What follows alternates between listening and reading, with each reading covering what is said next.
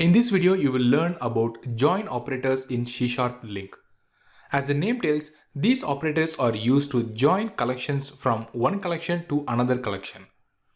This is the main difference compared to the other LINQ operators which we have seen so far. All such operators were working on a single collection, whereas for all these join operations, you require two collections. We pick one collection and then join with other collection based on certain properties. C#LINQ supports two types of join operators. They are join and then group join. As you might have guessed by now, this is very similar to the SQL joins, where the join refers to the inner join in SQL, whereas the group join refers to the outer join in SQL. We will look at how to work with each of these join operations for the both query and method syntax. First, we have the join operator. This join operator is used to join two sequences based on a key. The keywords to be used in the case of query syntax is join, in, on, equals. So we need to apply all these keywords in order to apply the join on two collections. It's okay even if you don't get it now, you will understand it when we go to the examples. In the case of method syntax, the keyword being join. Now let's go to the Visual Studio Code and look at one of the example in order to understand how to join operations using C#LINQ. In Visual Studio Code, I have created a new folder called LINQ Join. Here we will try to look at all the different operators for the join. I have created program.cs and copied the template code which I have explained before. I have the student list collection, we have initialized, we have the main method, and we have the temporary placeholder LINQ operator function.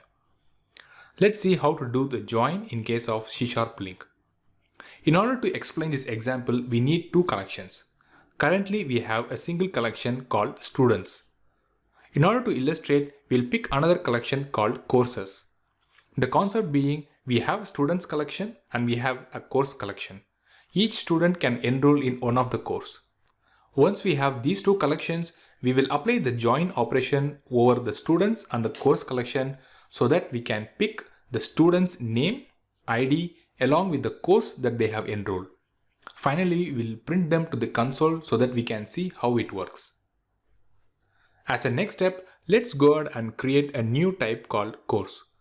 We have been maintaining all these custom types in cms.ui.models library.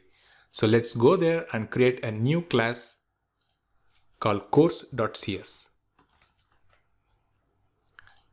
Let's close this and we will add two properties, basically course ID and course name. Before that, let's clear up the namespace. We want to maintain it as cms.ui.models. Let's add the first property, course ID. It will be of type int. Next, let us add the course name. It should be of type string. Okay. So once we have created these two properties, let's go and create a default constructor. Initialize constructor from properties. Okay, so we have the default constructor which initializes these two properties. We will get back to our console application, LINQ Join, program.cs. Here we have the students collection. Similarly, we will add course collections. We will create the courses list first. Static list course courses equals new list of courses. Next, we will add some courses to the courses object. Courses.add new course. We'll give the ID as 1 and the course name being computer science. Similarly, let's copy this and add two more courses. Course ID being 2, the name being marketing.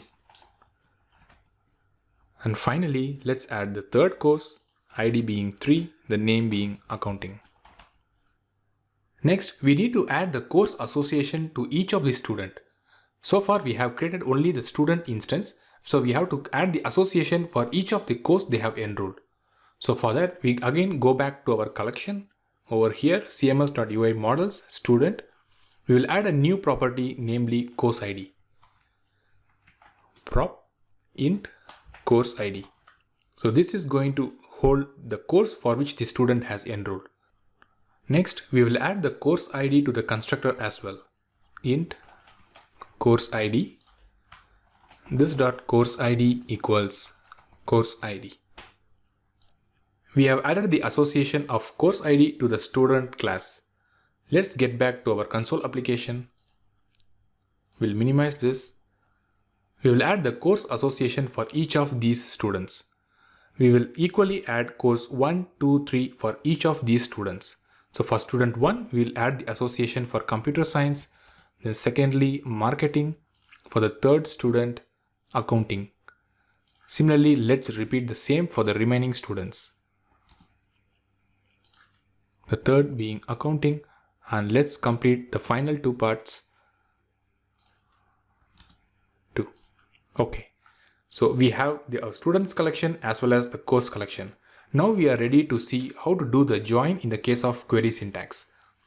Let's go to the LINQ operator, the placeholder. We'll rename it as LINQ Join operator. The first part is the query syntax. We have the default placeholder from student in students select student. So for now we will delete the select part. Let us write the join statement for the query syntax.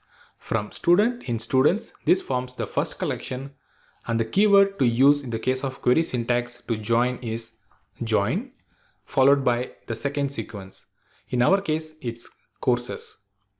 So course in courses followed by on. We need to mention the property which we need to compare from the first collection and the second collection. So we use course ID. Course ID followed by the keyword equals course dot course ID. So this completes the join part. Finally, we need to do a select.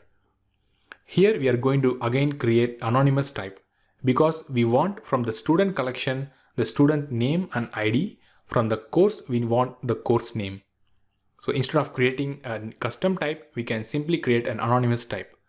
Since I'm going to create an anonymous type, let us rename it as var type and select new.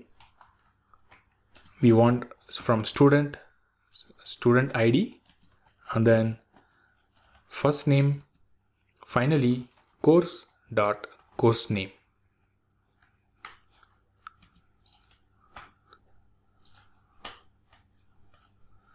This completes the query in order to write for the query syntax.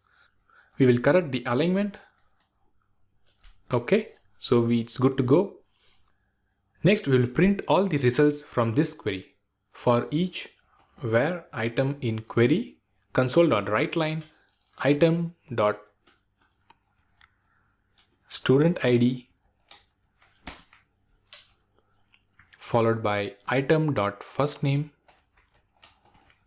and finally item dot course name.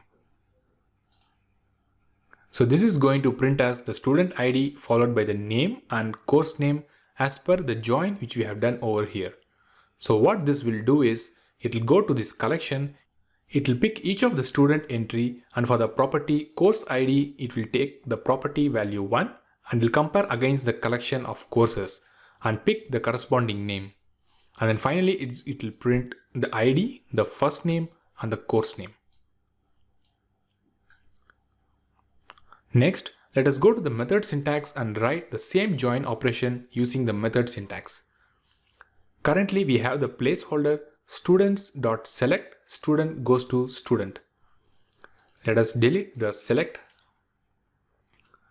In order to join using the method syntax, we use the keyword join.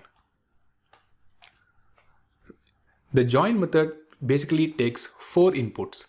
The first is the collection which we need to join against, and the second parameter is the property of the first collection, and thirdly the property of the second collection, and the fourth property being the final result. So let us do the same one after the other. Students.join, our second collection being courses, followed by the first property student student.course ID. This is the first property. Let's get to the second line. And the second property being course.course ID. And finally, we need the result. Similar to the way we created anonymous type in the case of query syntax, we use the same for the method syntax as well. So we have the courses, we have the first property student and course ID followed by the result. For the final select part, we again use the lambda expressions so that you can do the projection. We use yes, comma C, which refers to student and course. We'll project into anonymous type new followed by yes dot student ID, yes dot first name, and finally C dot course name. So here we are done with the query.